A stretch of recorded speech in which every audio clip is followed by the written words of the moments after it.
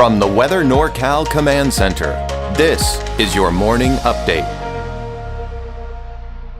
Cascade Paint and Supply is Reading's oldest family-owned paint store, established in 1953. We are the largest Dunn Edwards dealer in the nation, and most of our products are made in the U.S. Our friendly and knowledgeable staff are ready to answer your questions and help you today.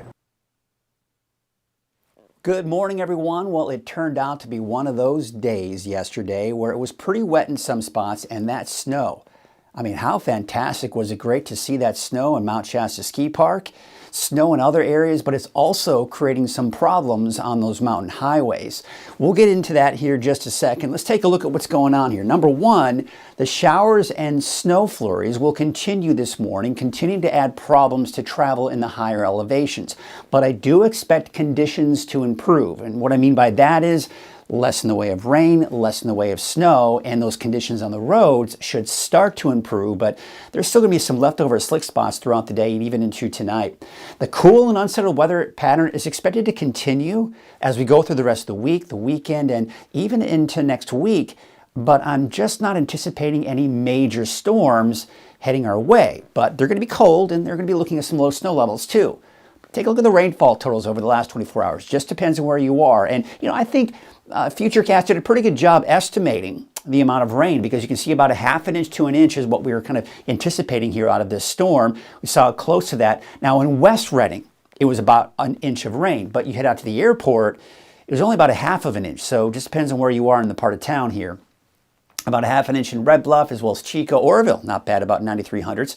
And there it is, yes, that lack of rain and snow off to the north and east, but yeah, over an inch is what we saw here. Look at Crescent City, 1.63, but not as much out towards Eureka at about 0.71 inches. And there you can see Mount Shasta City, about 0.88. Take a look at the snow totals. And again, I don't have any specific numbers for you, but I can tell you that this is looking at the radar estimates of what we've seen over the last 24 hours. Now you can see the main area here, which is normal, is for us to see in the southern Cascades and northern Sierra the highest amount of snow. So these blues, we start getting into some of these dark blues, purples, and pinks. You get upwards of about close to a foot of snow. So we've seen some of that. And of course, as you head south, even more snow out into the central and even southern Sierra. But we're also seeing some of that snow that we did see in the higher elevations of Trinity County, and not to mention into Siskiyou County as well. Now, what this has done is it has created treacherous road conditions out there. There are chain requirements galore out there this morning. But the chain requirements, that's a moving target. So for me to show you a map as I'm recording this would just be a disservice. So what I want you to do is, as you're watching this, and if you are traveling this morning on the mountain highways, I want you to go to quickmap.dot.ca.gov, and that will give you all of the local chain requirements in the area.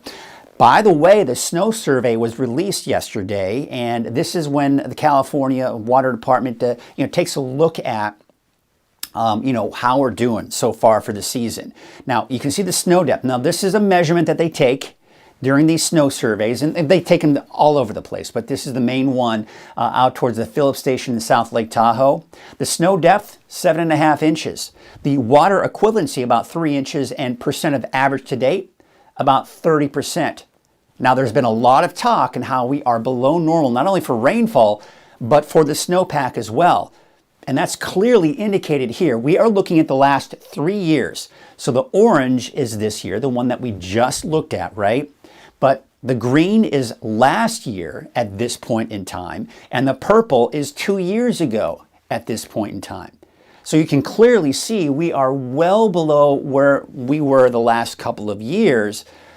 And is this something that we need to be concerned about? Sure, a little bit, but we have to remember we've got all of January, all of February, March, and even April before we can really start judging how we're doing for the season. So we've still got a long way to go. We've still got a whole season to go through, so we don't have to be concerned just yet. But here's one of the reasons why we're just not seeing a lot of rain and snow. Yes, we're seeing them. There's no doubt about that. And we've even seen a few atmospheric river events over the last few months. But again, nothing major for the most part. And the reason being, and really what I'm seeing in the long-range trend here, you see this ridge of high pressure, that's significant.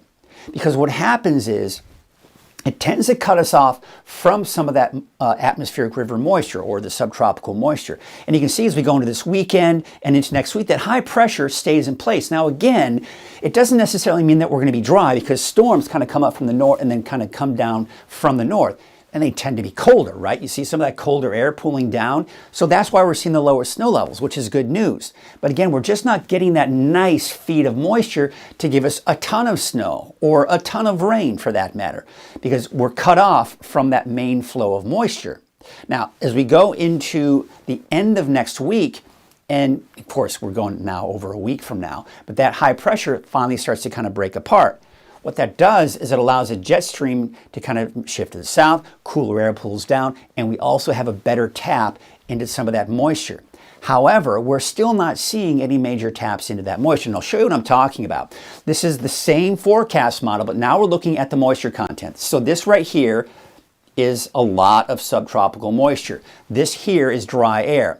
So this high pressure, you see what happens? You see how that moisture kind of rides up and over that ridge, so we kind of break apart from that moisture. Now watch what happens. Again, you see how it kind of breaks off? We just don't see any direct flow of that moisture coming in. Yes, we start to see some of that kind of wrap around and we get a little bit of that moisture coming in, but not a ton, right? This is the main source of moisture coming in right here, and it kind of just kind of dissipates, if you will, and rides over that ridge of high pressure. Now, you can see as we go into next week and then the next couple of weeks, what starts to happen is that ridge of high pressure starts to break down. Now, what we're seeing here is that moisture is down to the south, but we are beginning to get better feeds of moisture coming into California. So what this would allow for is basically more of these storms over the Pacific to kind of make their way here. But as it stands right now, I'm just not seeing anything major heading our way. But at least if we can break down that ridge of high pressure, that will at least give us better opportunities as these storms begin to develop. Now, what we just looked at, that's not your official forecast going out several weeks. That's just kind of showing the overall trend.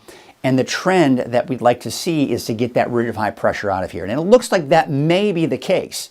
All right, let's take you through the day today. And of course, what we're looking at here is the overcast skies in the morning in particular. But I do expect, as I mentioned, for conditions to improve, but it still will be on the cool side. North Coast, low 50s, mid 40s for the inland areas, and for Trinity County in the low 40s as we go through the afternoon.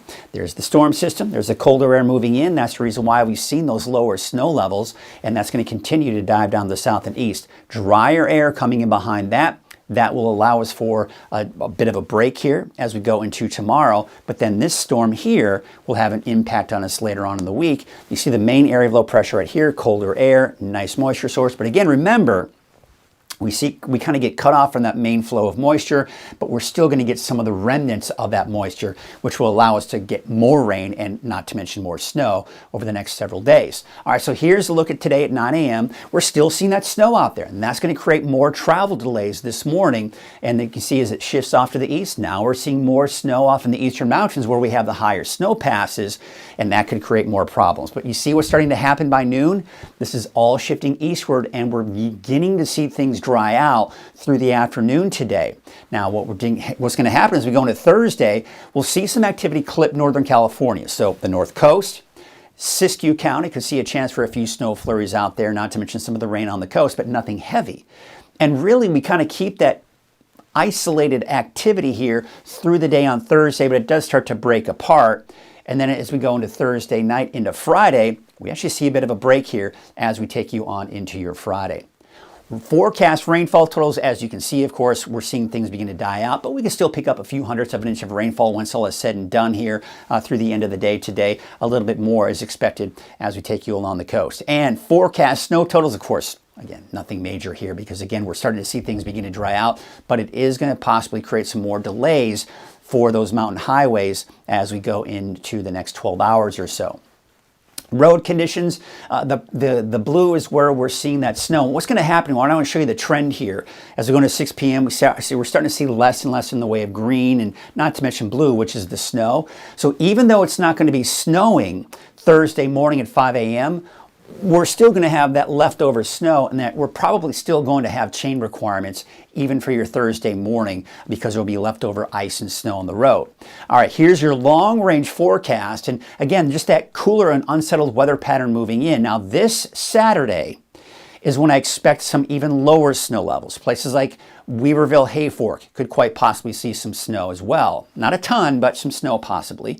Then it looks like we'll see a bit of a break for this upcoming Sunday. And then Monday, you see how they're kind of coming up and over that ridge? So they're coming in from the north. There's a bit of a tap of moisture, right? So the moisture source is here. It taps into that a little bit, and then we start to see that kind of come on in. But again, nothing major. As you can see here, next Tuesday, some showers. This one looks to be a little bit more impressive, but it kind of breaks apart as it moves in. But there you can see next Wednesday, so a week from today, maybe the potential for some more low elevation snow entering the picture.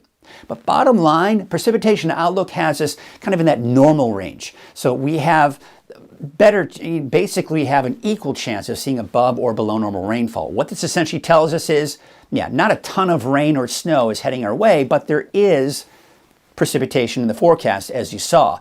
Colder air moving in, this is allowing our snow levels to drop. We've already started to see that, and they'll start to drop even more going into the weekend. All right, here, look at your wave heights. And yeah, it looks like they're going to start to drop here as we go into Thursday, down about at 10 to 11 feet, and of course, much lower as you start heading closer to the coast. Here's a marine forecast for today. Northwest winds at 5 to 15 knots, waves from the west at 15 feet at 14 seconds. There's your high and low tide, your sunrise and sunset, and a small craft advisory for today. All right, here is your neighborhood by neighborhood forecast. We start off with Trinity County. Temperatures today in the low 40s, conditions improving later on this afternoon. And that's also the case for the coast, but some of those morning showers, isolated showers tomorrow, but nothing major. But I think we'll see a break from the wet weather on Friday, even for the coast, and not to mention the inland areas as well. But then as we go into the weekend, we do have a chance for some more of that wet weather coming in, and more often on chances for showers going into early next week as well. Here is your Siskiyou County neighborhood forecast. Those temperatures are going to be in the 30s and 40s, so definitely a chilly day. There's that break on Friday, but more activity coming on in after that. Your Modoc County neighborhood forecast. Temperatures in the upper 30s to around 40 degrees for those daytime highs. There's that break on Friday as well. Everyone in Northern California will see that break on Friday. Your Eastern Mountains neighborhood forecast. Mineral about 38, a little bit warmer in Paradise at 45 degrees. Janesville, Susanville, about 41. In Doyle, you'll see a high of about 42 degrees for that daytime high. Here is your Valley neighborhood forecast brought to you by Historic Haas Farms. Those temperatures in the low 50s for your daytime highs today. Morning showers clearing this afternoon, and then it looks like more sunshine and dry conditions for your Thursday and Friday. Here's your your Valley neighborhood forecast to the north, and there, of course, you can see for Red Bluff, those drier conditions for your Thursday, Friday. But today, yeah, we've got those highs in the low 50s, although Whiskeytown Park should be about 49 degrees today. Here's a look at your 7-day outlook for Redding, and of course, we got those showers this morning, drying out as we go into the afternoon, and then dry for Thursday, Friday with more showers coming in by the first half of the weekend.